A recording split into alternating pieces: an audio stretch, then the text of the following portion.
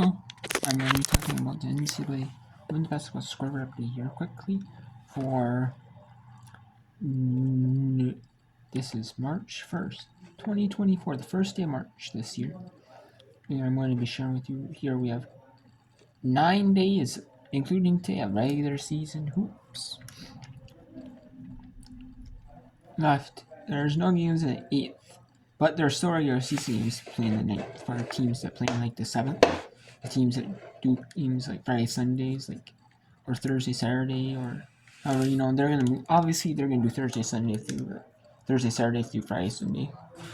But anyways, or they'll end their some will end like today, the first in the case of the Sunbelt, because they start this on the 5th, but a lot will end on the 2nd and 3rd. There'll be a good bit that end like midweek, like the 4th, 5th, 6th, 7th, 8th, like the 9th, and the 9th, because there's no regular season games on the 8th, that Friday, next Friday. But anyways, we have Yale up 69-62 on Cornell with 1:48 to go in the 4th. At halftime, Pennsylvania blowing out Dartmouth. Pennsylvania is still fighting for that 4th spot. There are 4 teams battling for the number 4. Brown, Pennsylvania, and Yale. Pennsylvania. And then there are still 2 teams fighting for the number 1. Harvard's pretty much locked in at 3, but Princeton and Cornell are fighting for that. They're fighting for that 1 spot with 2 more games for Cornell, or for Columbia, and 2.5 for Princeton. But 3 in the standings, really, because the games that were. And then we have Harvard up being Princeton 33-28 in the final of the Sun Belt game of the year. Well, except for conference tournament time.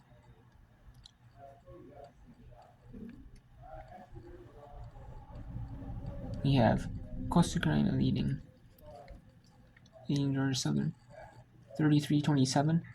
At 6 Eastern, we have on Full Hoops and CAA. We have Saybrook taking Drexel.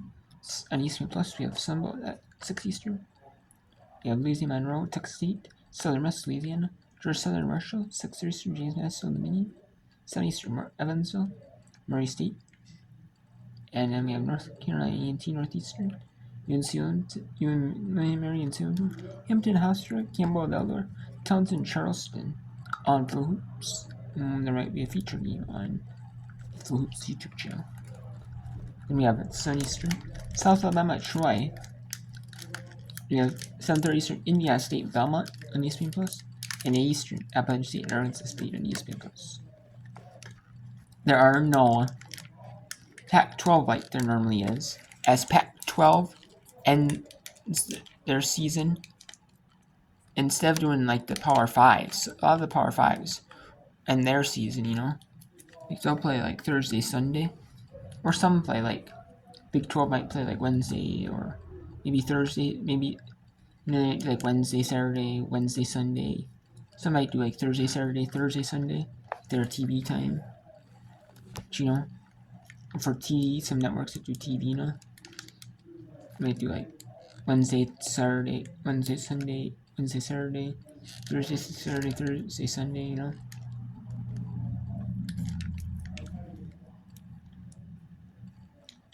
But yeah.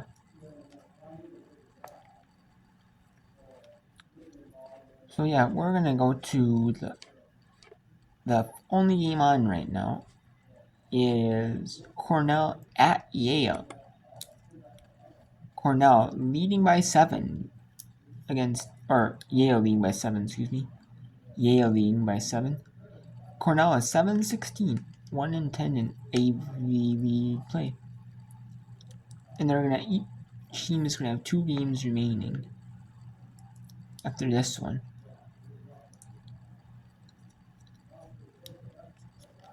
And then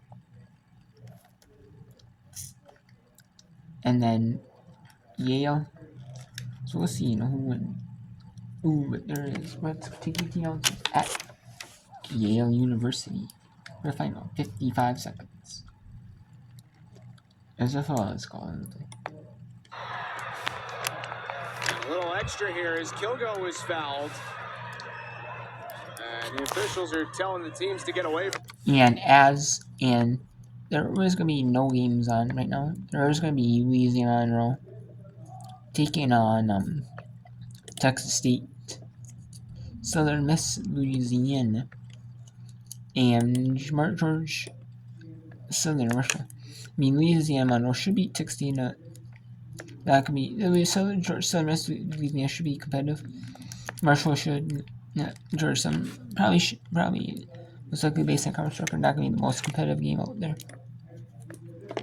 But well, yeah, we'll see. But there are some in the Ivy League that are not competitive. Pennsylvania at Dartmouth. Dartmouth at Pennsylvania is not competitive. I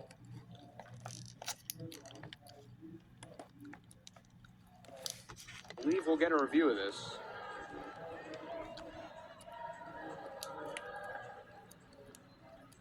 Both Dana Smith and Dalila Eshe just got explanations from the officials. If you're just joining us, Yale has led from starting point until the current point of this game. Cornell has never been ahead. Yale's largest lead was 11 at 29-18 back in the second quarter. The Big Red have gotten this as close as 1, but Yale extending it back out to 7 at the moment. There you see what they're reviewing. Was there any extra? I mean, tell me if you agree, Alexandra, but at this point in a big game, I think it's a little much to call that any kind of flagrant foul. Yeah, I mean, I do think it was unnecessary for Kilgo to, swing out. It might have been that she didn't even realize how close Brenna was. It seems like it should just be a no call and move on, and it's being. But we'll see here. But yeah. Ready to get on the court. You can see them kind of hovering over in the corners, waiting to get out. Scheduled tip, and I emphasize scheduled, is 7:02 for the men's game against Dartmouth. Tomorrow, a little more space in between the doubleheaders. It's the 3 o'clock start for the women's game against Columbia, and then the men will play Harvard at 7.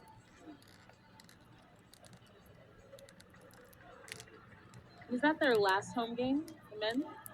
Penultimate. Penultimate. Next Saturday, the men will have senior day against Brown. Okay. The Yale men's team in a 3-way tie for first place right now with 3 games left in the Ivy League schedule. The women trying to keep their hopes alive to get to the Big Apple and the Ivy League tournament. To be honest, we didn't get an explanation over here from the officials. There's probably just as good a chance that they're reviewing Kilgo's actions as they're reviewing McDonald's actions during that play. Yes. She definitely did retaliate after she felt like she got hit. She did a little body check.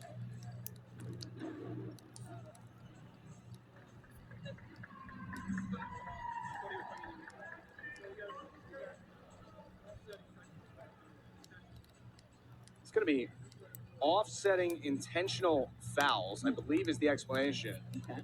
And if that's the case, trying to check on what they've already put on the stat monitor and what they haven't, but that could be the 5th on McDonald and the 4th on Kilgo.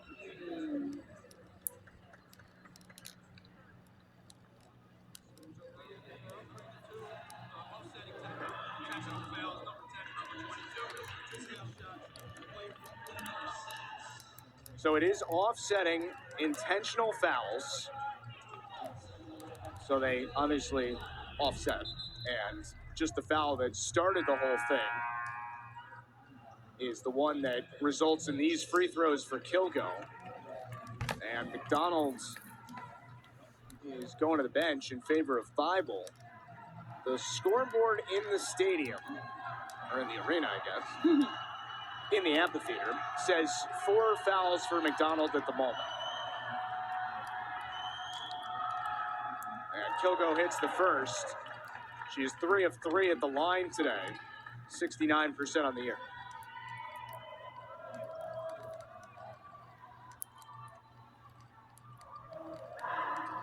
Two big ones, 5-point game, and a timeout Yale to advance the ball.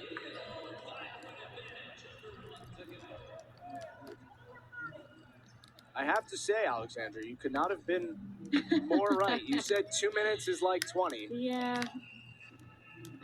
Maybe I jinxed us all, but from the beginning of this game, it was very clear that this was going to be a long, drawn-out battle. So, trusting my intuition there, but... By the way, Columbia beat Brown 77-62. Wow. So the Lions will come to New Haven tomorrow with a 20-5 record, 11-1 in the Ivy League, and they keep pace for the #1 seed. Abby Shue had 28 points and 10 rebounds today, giving her, Alexandra, let's make sure we get the exact number correct here. That gives her 2,029 points in her career. Cornell has to foul here, and it will send Clark to the line. Okay, so there is a... Okay, so looks like some of these games are starting to get close to halftime break, or the end of halftime break, close to. But the 5 Central, 6 Eastern games, in case of Texas State game in Louisiana, they're at Louisiana Monroe, Texas State, Southern Miss, Louisiana is at 5 Central. Cheneyberg Drexel at 6 Eastern, and so is Georgia Southern, Mercia.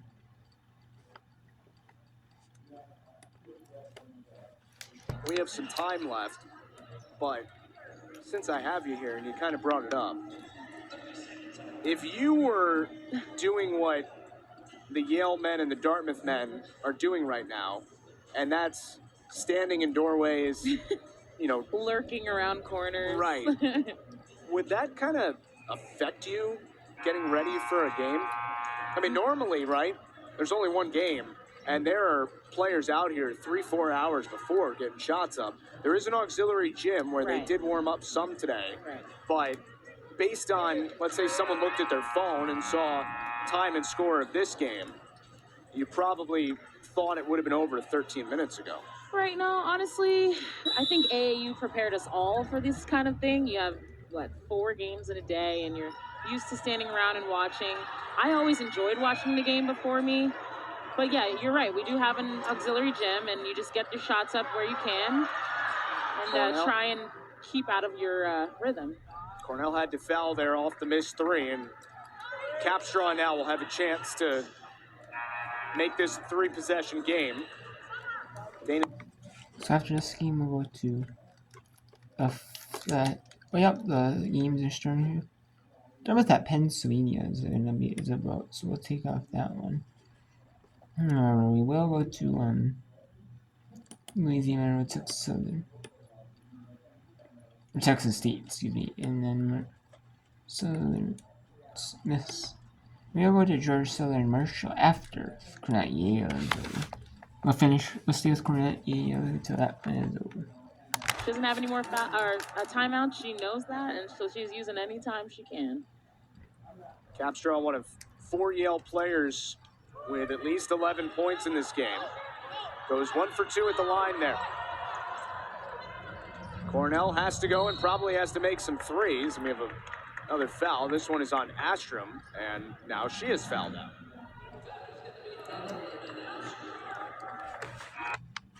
So there are 2 people? Yes, there is.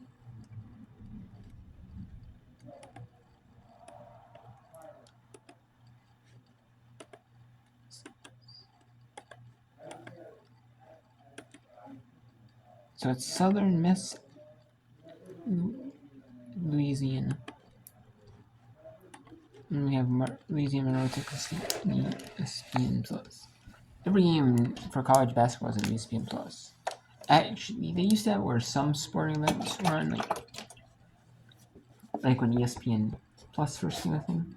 Some conferences were on ESPN Plus, and some were on ESPN3, where they would have like select games on there of the conference. But in order to watch every single one, you had to have ESPN Plus.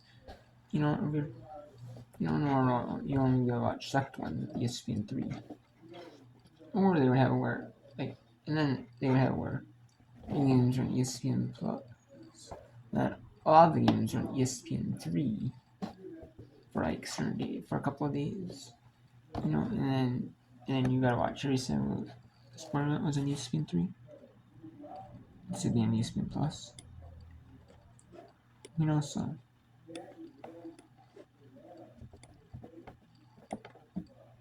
You know, so I don't know, just as like it's kind of like a free trial type thing where you got like a, you know, you know,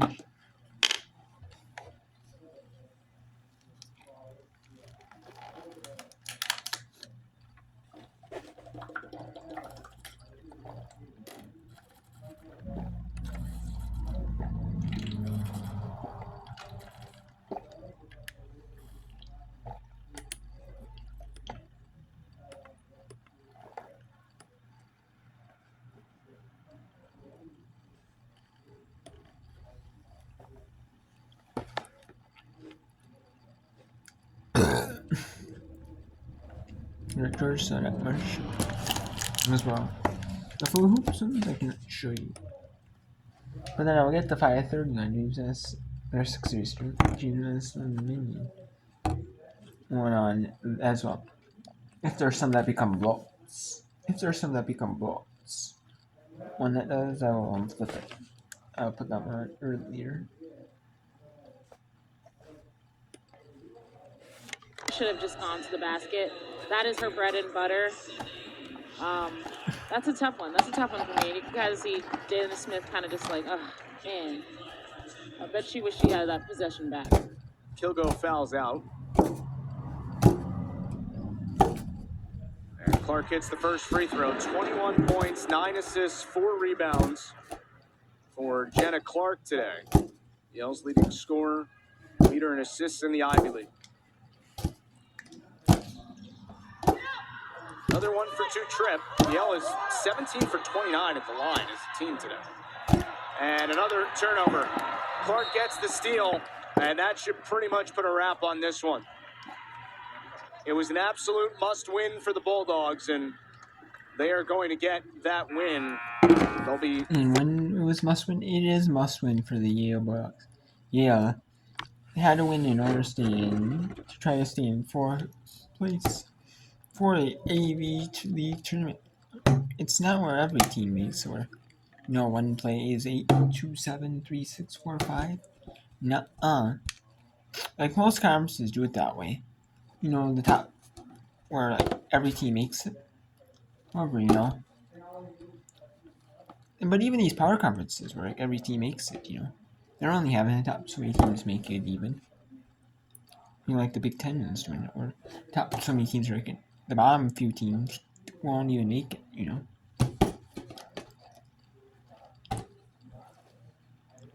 But, the bottom tier teams, that's the bottom teams.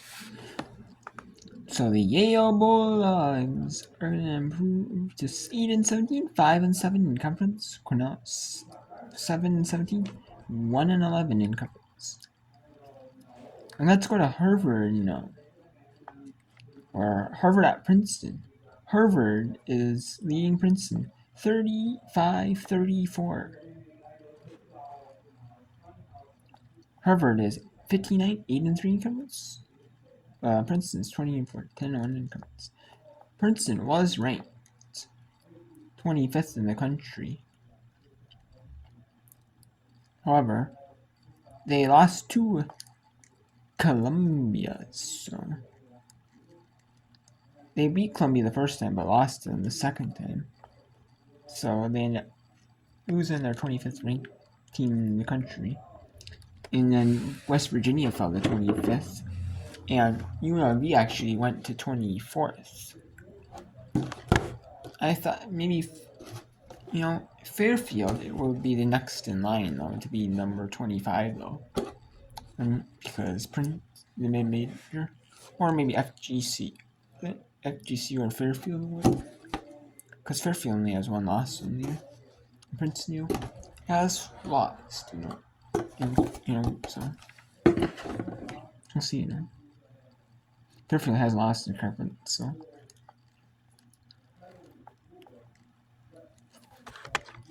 let's go to Harvard at Princeton for the final. Time before the media time. Chen missed it. Offensive rebound, Ellie Mitchell. Yeah, but that's the way that Chen has to attack, right? They're trying to hedge the ball screen and force her to be a passer. She has to attack that hip and look to go downhill. Chia, no good. Parker Hilt hits the rebound to herself. Chia reloads, and she's got 3. We are tied at 37. 2 offensive possessions, 2 offensive rebounds in that possession for the Tigers.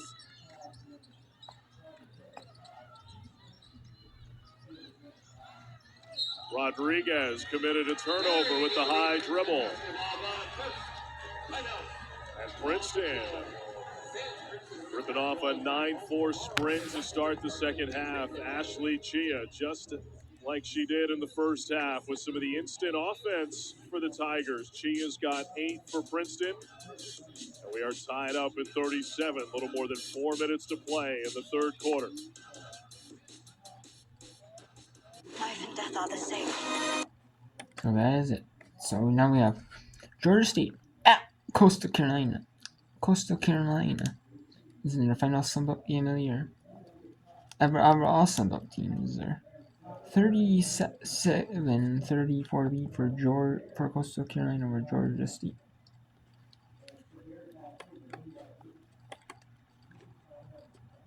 And we'll get a look at Georgia Southern Marcia. And then here while we're loading, let's take a look at the scores. Media time. Under 5 media time. Pennsylvania 51-17 over Dartmouth.